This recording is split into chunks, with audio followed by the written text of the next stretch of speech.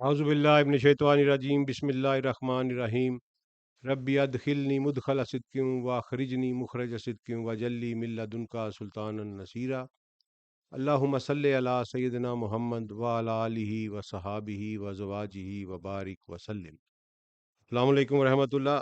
ہم اگلا مرحلہ شروع کریں گے سفر میں اپنے میں جو ہم نے کربلا کی جانب آغاز کیا ہوا ہے، اور ہم پہنچے تھے کہ سیدنا عثمان کی شہادت ہم نے کور کی تھی، پھر اس کے بعد مولا علی کی خلافت، اور پھر ہم بات کر رہے تھے کہ جو قصاص کا مطالبہ لے کر اٹھے تھے جناب معاویہ، کیا وہ اس کے حقدار تھے کہ نہیں تھے۔ میں نے آپ کو دو حدیثیں سنائی تھیں، آج گروپ میں نے وہ شیئر بھی کر دی تھیں۔ وہ اس لیے تھیں کہ آپ خود دیکھ لیں کہ رسول اللہ صلی اللہ علیہ وآلہ وسلم ان چاروں خلفۂ راشدین کے پیچھے خود کھڑے ہیں دیوار کی طرح، اور ایک سمجھ لیں کہ ایک ایسے رہنما کی طرح جو کہہ رہا ہے کہ یہ میرے ہیں، یہ میرے تراشیدہ ہیرے ہیں، تم پر ان کی محبت اور ان کی اطاعت واجب ہے۔ جب رسول اللہ نے کیٹاگوریکل کہہ دیا کہ 30 سال تک خلافت علی منہاج النبوہ رہے گی، یعنی گورنمنٹ کا وہی سلسلہ رہے گا جو نبوت میں تھا، تو اس کا مطلب ہے کہ رسول اللہ خود کھڑے ہیں ان چاروں کے پیچھے، اور وہ 30 سال جو چار نہیں بلکہ پانچ، سوری معذرت چاہتا ہوں، پانچ کے پیچھے، پانچواں بھی 6 ماہ کے لیے سیدنا مولا امام حسن علیہ السلام، تو وہ بھی تھے، تو اس کو بھی خلافت راشدہ میں 30 سال جو ہے انہوں نے، رسول اللہ نے کہا کہ خلافت علی منہاج النبوہ رہے گی، اور وہ 30 سال سیدی نے وصال فرمایا ربیع الاول 11 ہجری میں، اور امام حسن نے حکومت حوالے کی امیر معاویہ کے ربیع الاول 41 ہجری میں، پورے ایگزیکٹ کاؤنٹنگ کے ساتھ 30 سال پورے ہوئے۔ اس لیے میں آپ کو کہتا ہوں کہ ان چاروں کے بارے میں کسی قسم کا کوئی میل اپنے دل میں نہیں لانا، کیونکہ یہ چاروں رسول اللہ صلی اللہ علیہ وآلہ وسلم کے اسپیشل تراشیدہ ہیرے ہیں۔ ہر کسی کی اپنی اپنی سیپریٹ اسپیشلٹی ہے، اور ہر کسی کو اپنے اپنے وقت اور مقام کے لیے تیار کیا گیا تھا۔ اور دوسری بات یہ ہے کہ یہ چاروں کے چاروں جو ہیں، یہ رسول اللہ صلی اللہ علیہ وآلہ وسلم کے اہل البیت میں سے بھی ایک حساب سے ہیں، ٹھیک ہے جی، دو دماد ہیں، دو سسر ہیں، تو یہ ساری چیزیں جو ہیں یہ ان کو مقدم بناتی ہیں، اور ان چاروں کو دیکھیں، معصوم عین الخطا کوئی بھی نہیں ہے، انسان سے خطا ہونا کوئی بڑی بات نہیں ہے، اور 100% صرف رسول اللہ صلی اللہ علیہ وآلہ وسلم ہے، کیونکہ اللہ نے ان کے بارے میں سورہ نجم میں کہا کہ یہ جب بھی بولتے ہیں میری وحی سے، میرے حکم سے بولتے ہیں۔ اس کے علاوہ یہ ٹائٹل، یہ درجہ، یہ اختیار کسی کے پاس نہیں ہے، اس لیے کوئی بھی معصوم عین الخطا نہیں ہے، غلطیاں ہوتی ہیں، اللہ غلطیوں کو معاف کرتا ہے۔ غلطی وہ ہے جس کے اوپر کھڑا ہو کے رجوع نہ کیا جائے، تو اس لیے ان چاروں کو کے بارے میں آج ایک بہن نے سوال کیا ہوا تھا، پھر انہوں نے آن میں جو جملہ لکھا مجھے اس کا بڑا افسوس ہوا۔ میں اپنی اس بہن کے لیے کہہ رہا ہوں کہ ان چاروں کے بارے میں کوئی میل اپنے دل میں نہیں لے کے آنا، ٹھیک ہے جی۔ آگے چلتے ہیں ہم، اور ان چاروں کے پیچھے رسول اللہ کھڑے ہیں، اور پھر آگے آپ دیکھیں گے کہ مولا علی کے پیچھے وہ خاص کر کھڑے ہیں، رسول اللہ صلی اللہ علیہ وسلم خاص تاکیدیں ہیں ان کی اس بارے میں، تاکہ ان کو پتا تھا، اللہ نے رسول اللہ صلی اللہ علیہ وسلم کو بتا دیا ہوا تھا کہ یہاں کیا ہونا ہے، اس لیے یہ سارا کچھ انہوں نے اہتمام کیا تھا۔ آگے چلتے ہیں، ہم نے دو فیکٹر جو تھے وہ اسٹڈی کیے تھے کہ امیر معاویہ کے پاس قصاص مانگنے کا اختیار نہیں تھا، کیونکہ امیر معاویہ ان کے جائز وارث نہیں تھے سیدنا عثمان کے، اور ان کے جائز وارث موجود تھے، ان کے بیٹے جوان تھے، اس لیے کسی اور کے پاس قصاص مانگنے کا اختیار نہیں تھا قانونی طور پر۔ نمبر دو، جو یہ کہا جاتا ہے اجتہاد کا، وہ بھی میں نے آج حدیث آپ کے سامنے رکھ دی تھی۔ پورے ذخیرہ احادیث میں جہاں بھی اجتہاد کا حکم آتا ہے وہاں حاکم کو آتا ہے، اور میں نے کہا تھا کہ معاویہ لیجیٹمیٹ حاکم نہیں رہے تھے اور نہیں رہے تھے۔ اب آگے آتے ہیں کہ اب 30 سالوں میں مولا یہ کنفرم ہو گیا کہ مولا علی خلیفہ راشد تھے، اور یہ جو گامدی صاحب نے بڑا جناب، مجھے تو بہت اس دن غصہ آیا کہ ان سے پوچھا گیا کہ جناب مولا علی کو آپ خلیفہ راشد سمجھتے ہیں؟ انہوں نے کہا جی یہی سوال امام مالک سے ہوا تھا، تو امام مالک نے جناب سر جھکا لیا، بہت دیر سوچتے رہے، اور پھر انہوں نے کہا کہ وہ ایک جلیل القدر صحابی تھے، یعنی اور بس جناب انہوں نے اپنا منہ ٹیڑھا سا کیا اور زیر لب مسکرائے غامدی صاحب اور خاموش ہو گئے، یعنی کہ میرا بھی یہی مطلب ہے کہ مولا علی ایک جلیل القدر صحابی تھے۔ بھائی امام مالک اگر مولا علی کو خلیفہ راشد نہیں مانتا تو امام مالک کو ہم اپنے جوتے کی نوک پہ بھی نہیں رکھتے، جو جتنا مرضی آپ ادب کر لیں اس کا، وہ میرے رسول کی بات کی خلاف ورزی کر رہا ہے، ہم اپنے رسول کی بات پہ چلنے والے ہیں، ہم پہ تقلید، ہم پہ اطاعت واجب فرض کی گئی اپنے رسول صلی اللہ علیہ وآلہ وسلم کی، کسی امام کی ہم پہ اطاعت واجب نہیں کی گئی، نہ ہی اطاعت ہم پہ فرض ہے۔ امام اگر جو بھی ہوگا، اگر وہ رسول اللہ صلی اللہ علیہ وآلہ وسلم کی بات سے کوانسائڈ کرے گا تو وہ امام ہے، اگر وہ رسول اللہ صلی اللہ علیہ وسلم کی بات کو کنفرنٹ کرے گا تو ہم اس کو امام چھوڑ کے کچھ بھی نہیں مانتے۔ سمپل سی بات ہے، یہ سیدھا سیدھا سا موقف ہے۔ میرا تو یہی ہے، آپ میں سے جس کا دل کرے وہ رکھ لے، جس کا دل کرے نہ رکھے۔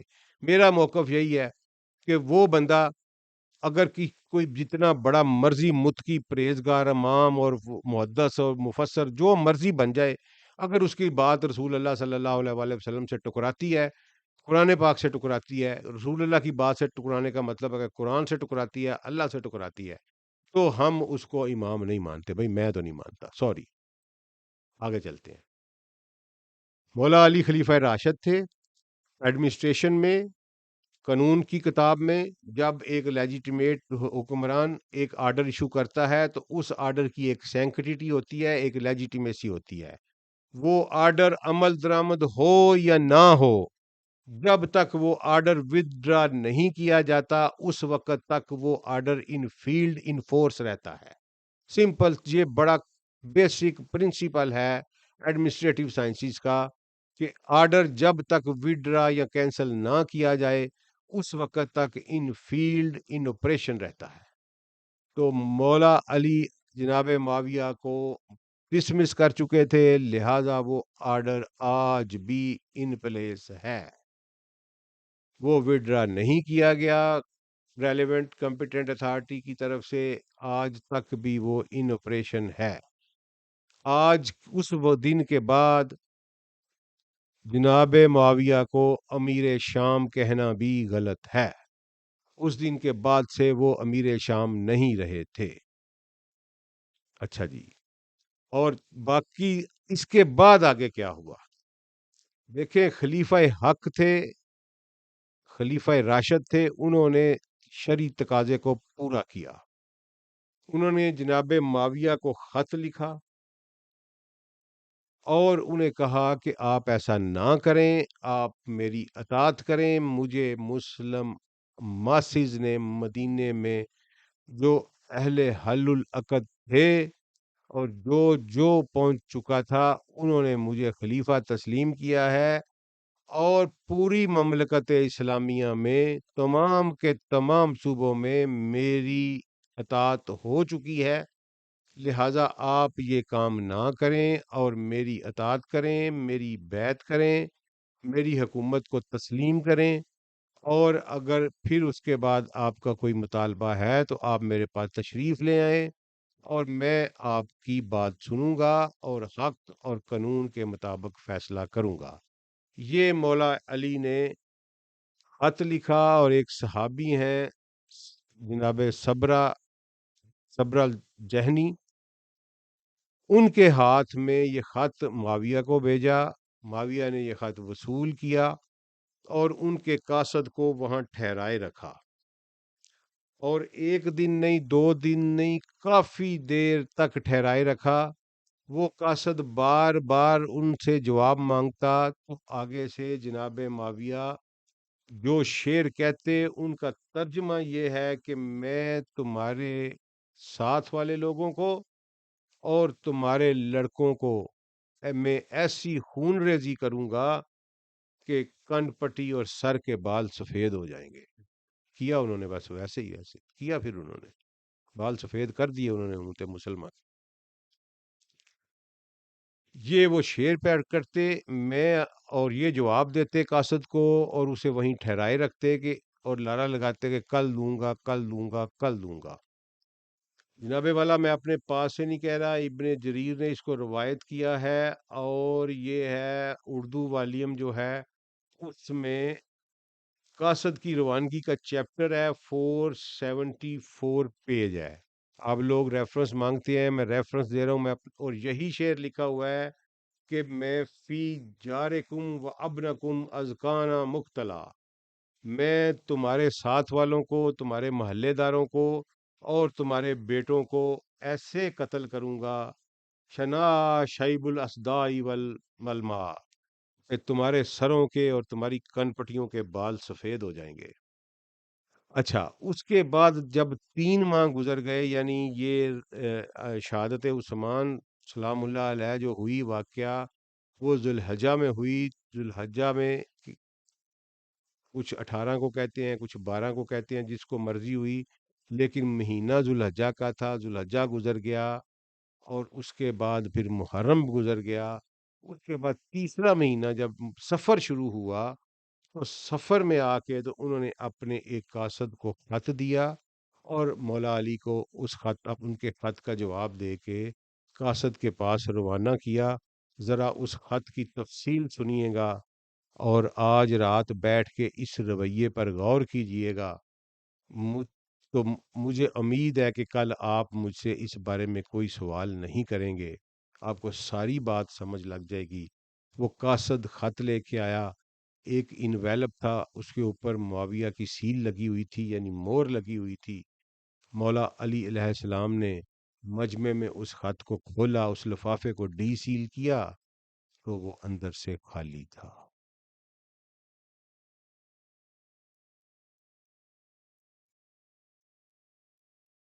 بس اگر کوئی تھوڑا سا بھی آئی کیو لیول رکھتا ہے نا، تو اس واقعے کے بعد اس کو ساری بات کی سمجھ آ جانی چاہیے.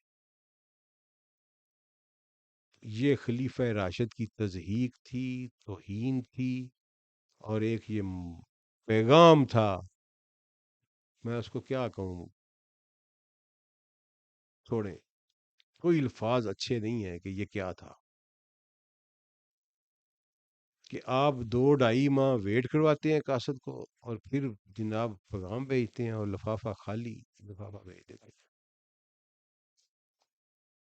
پھر امیر حق نے یہ فیصلہ کیا اور منادی کرائی کہ شام کے جہاد کے لیے تیار ہو جاؤ. واجب ہو گیا تھا امیر حق کے اوپر، خلیفہ راشد کے اوپر فرض تھا تلوار اٹھانا. خلیفہ راشد اگر یہ تلوار نہ اٹھاتے تو اللہ قیامت والے دن انہیں کٹہرے میں کھڑا کرتا. نتائج اس کے جو بھی نکلیں، اس کی امیر حق کو کوئی پرواہ نہیں ہوتی، اور نہ ہی ہوئی امیر حق کو. تو امیر حق نے یہ فیصلہ کیا کہ اب میں اس کے خلاف تلوار کشی کروں گا ہر صورت میں. کیوں کریں گے؟ اب یہاں پھر میں آپ کو رسول اللہ دکھاتا ہوں، فلم کی طرح. سیدی رسول اللہ آپ کو نظر آئیں گے مولا علی کے پیچھے کھڑے ہوئے، مولا علی کے سر پر دست شفقت رکھے ہوئے. ایک حدیث ہے، صبح وہ بھی شیئر کر دوں گا، کنفرم حدیث ہے، کہ رسول اللہ صلی اللہ علیہ وسلم اپنے گھر سے نکلے، کچھ صحابہ ساتھ تھے، تو ایک طرف کو چل کہیں جانے کا قصد فرمایا. ابھی تھوڑی دوری گئے تھے تو سرکار کے نلانے مبارک کا ایک جوتا ٹوٹ گیا. تو سرکار نے وہ جوتا مولا علی علیہ السلام کو دیا، اور کہا کہ اس کو نا مرمت کر دو، کانٹ دو اس کو. کیا یار نصیب تھے ان لوگوں کے، خوشا وہ وقت کے دیدار عام تھا اس کا، خوشا وہ وقت کے یسرب مقام تھا اس کا. کیا قسمت پائی ان لوگوں نے کہ شہنشاہ کونین کے جوتے سیدھے کرتے ہیں.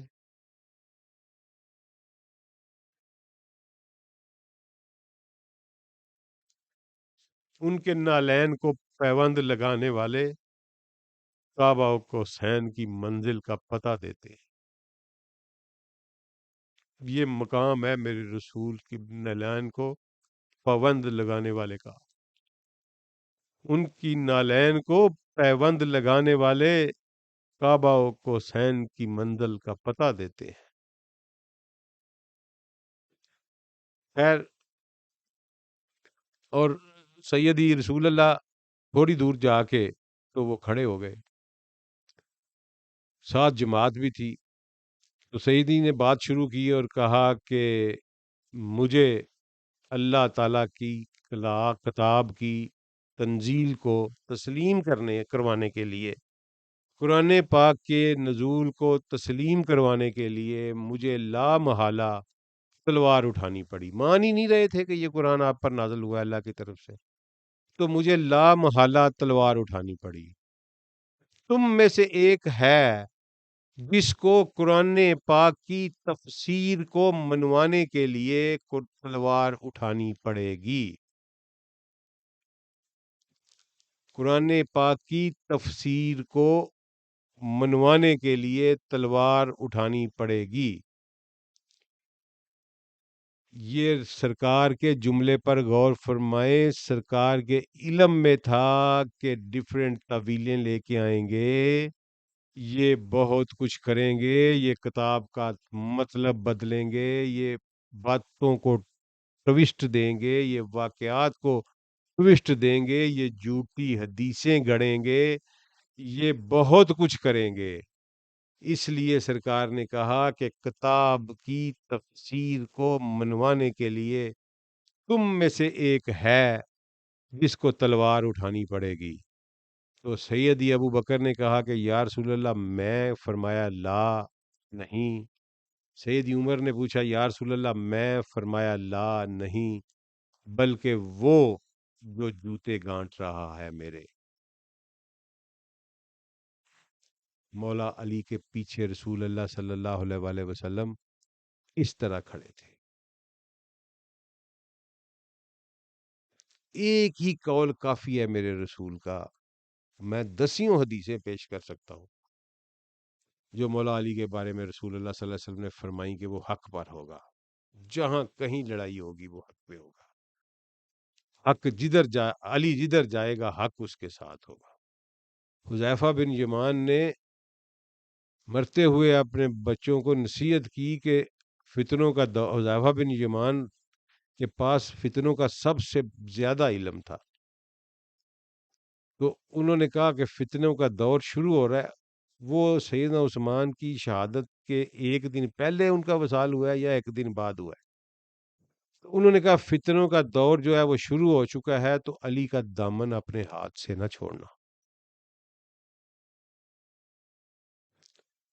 یہ علی کی اس ڈسیژن کے پیچھے ہے. اور یہ الو کے پٹھے جو ہیں یہ مولا علی کو پر زبان درازی کرتے ہیں، گھٹنے جوڑ کے اور اللہ معاف کرے منہ بسوڑ کے جو کہتے ہیں جی علی نے اقدام کیا سب سے پہلے.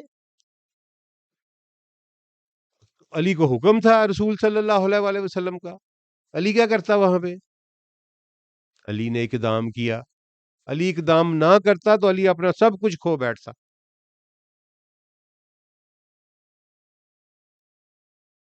مولا علی نے جہاد کی تیاری کا اعلان کیا، شام کا لشکر تیار کرنے کا حکم دیا.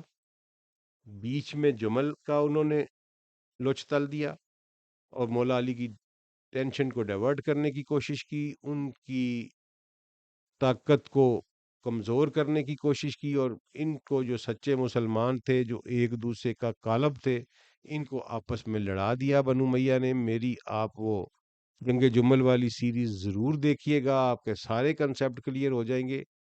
اس کے بعد مولا علی نے پھر بھی نہیں تھکے. مولا علی نے کہا کہ نہیں، میرے پہ یہ تو انہوں نے میرے پہ ڈال دیا، ٹھیک ہے جی، انہوں نے کہا طلحہ و زبیر اس کو لے کے آ گئے، میرے پہ ڈال دیا، میرے پہ یہ فرض نہیں تھا، میرے پہ فرض وہی ہے کہ میں نے شام پہ جا کے جہاد کرنا ہے۔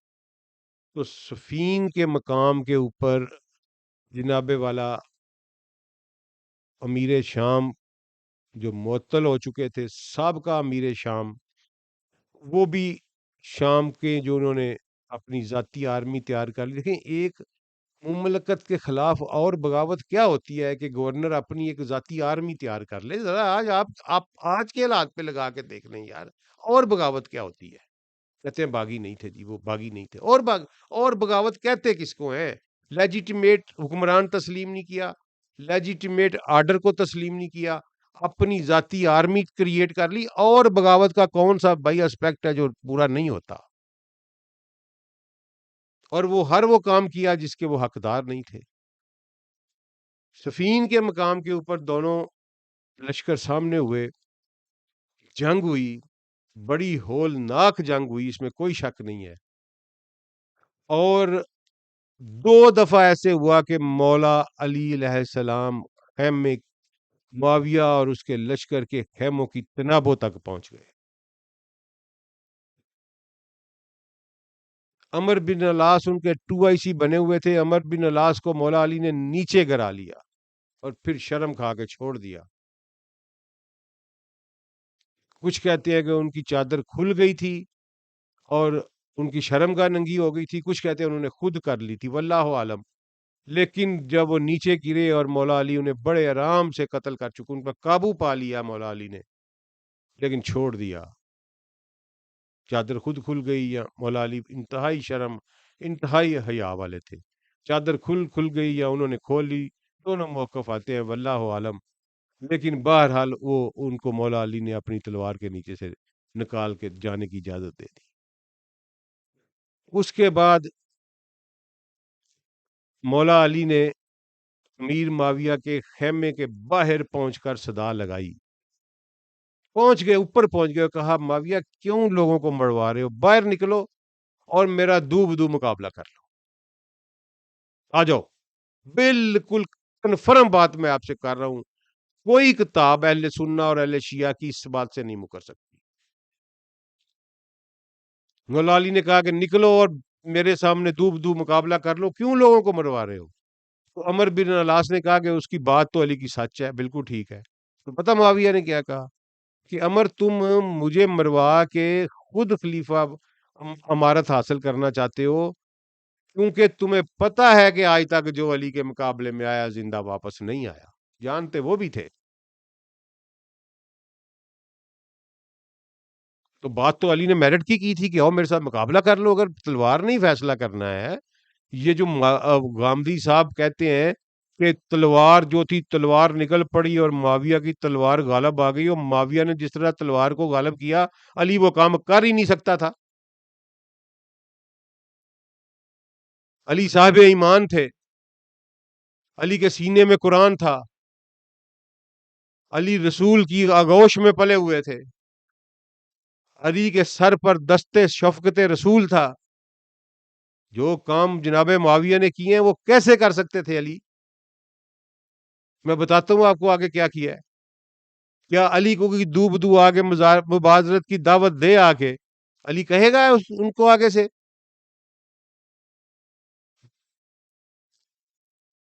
جب بالکل خیمے پہ پہنچ گئے اور مولا علی کی فوج نے، میرا مطلب ان کے خیمے اکھاڑنے شروع کر دیے، تو انہوں نے ایک سکیم لگائی، انہوں نے جناب اپنے نیزوں کے اوپر قرآن کو بلند کر دیا اور کہا کہ ہمارے تمہارے درمیان قرآن فیصلہ کرے گا۔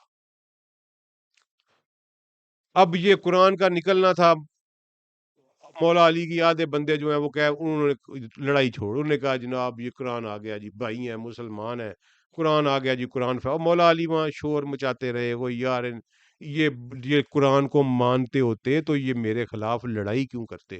یہ آرگومنٹ دیا تھا مولا علی نے کہ یہ قرآن کو نہیں مانتے، اگر یہ قرآن کو مانتے ہوتے تو یہ میرے خلاف تلوار نہ اٹھاتے، کیونکہ میرے خلاف تلوار اٹھانے کا مطلب ہے کہ رسول اللہ صلی اللہ علیہ وآلہ وسلم کے خلاف تلوار اٹھائی گئی ہے۔ لیکن ظاہر ہے وہ پھر جو ہوتا ہے موب میں، چلو جی ایک ایک بندہ پنچایتی حکم جس کو کہتے ہیں وہ مقرر کر لیتے ہیں۔ اب مولا علی بار بار یہ پہلے شور مچاتے رہے کہ جی کریں جی کریں، حکم مقرر کریں۔ جب حکم مقرر کرنے کی باری آئی تو امیر معاویہ نے عمر بن العاص کو اپنی طرف سے مقرر کر دیا۔ مولا علی نے جب یہ کہا کہ میں عبداللہ بن عباس کو کرتا ہوں، تو کہنے لگے جی کہ وہ تو آپ کے چچا کے بھائی ہیں جی، وہ کیسے پنچایتی ہو سکتے ہیں؟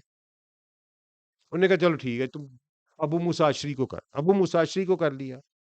معاہدہ ہو گیا کہ یہ جو دو بندوں کی کمیٹی ہے، یہ جا کے